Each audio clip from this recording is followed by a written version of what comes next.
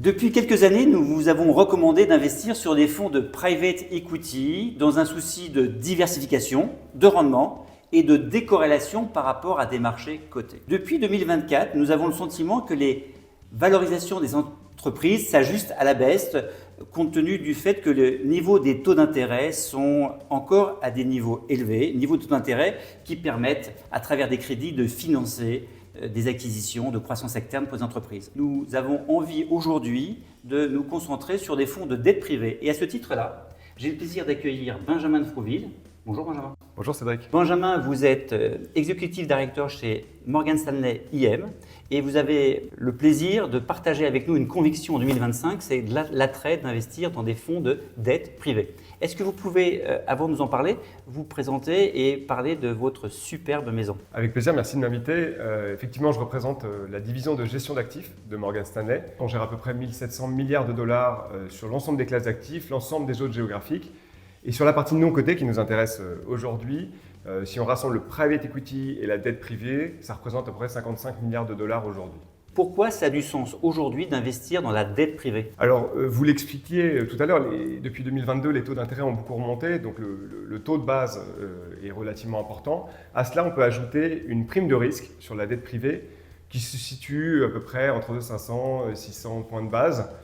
Et cette prime de risque, elle rémunère évidemment le risque crédit, le risque de défaut de l'entreprise, mais elle rémunère surtout l'illiquidité. Et je trouve que ça offre un couple rendement-risque très intéressant pour des investisseurs. Au niveau macroéconomique, pourquoi aujourd'hui ça a du sens d'investir dans la dette privée par rapport, j'imagine, au désengagement des banques?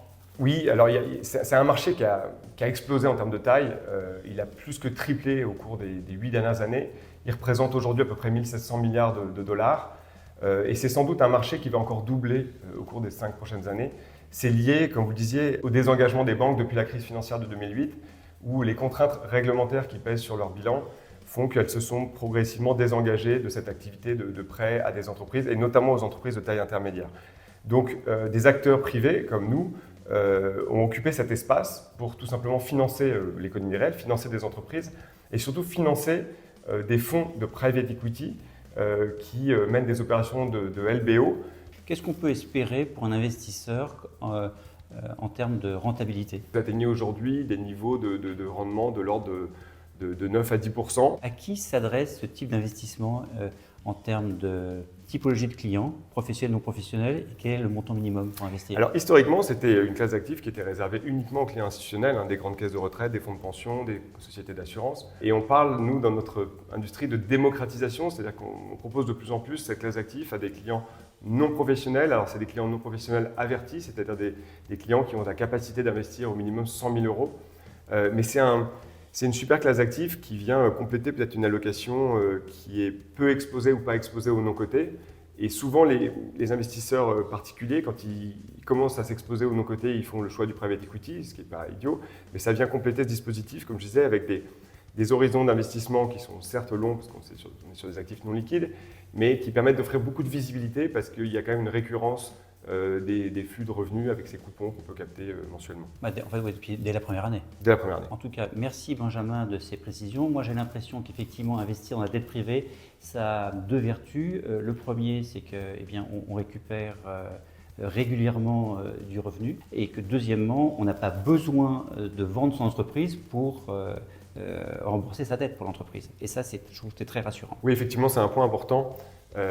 Généralement, quand on prête de l'argent à une société ou notamment à un fonds de private equity pour une opération de LBO, on est sur des horizons de près 8 ans. Mais dans la réalité, une société se refinance après 3 ou 4 ans. Donc concrètement, elle rembourse sa dette auprès de 3 ou 4 ans pour éventuellement se financer auprès d'un autre prêteur, où on peut l'accompagner à nouveau. Mais il y a des flux aussi de revenus assez rapides, donc il y a une duration très très courte. Et ce n'est pas forcément le cas du private equity, où on doit attendre effectivement de réaliser sa plus-value via une vente de la société. Et je trouve que les rendements cibles attendus sont inférieurs du private equity, mais ils sont assez proches. Donc en résumé, investir dans la dette privée, ça a plusieurs vertus. Le premier, c'est qu'on a une recherche de rendement. Deuxièmement, on a un horizon d'investissement qui est plus court. Et puis, on répond aussi concrètement à des besoins de financement des entreprises. Et ça, c'est important aujourd'hui, d'aider les entreprises françaises et européennes à croître. Si vous souhaitez en savoir plus, Nous sommes bien évidemment à votre disposition. Benjamin, merci encore pour votre participation et votre éclairage. Merci Cédric, c'était un plaisir.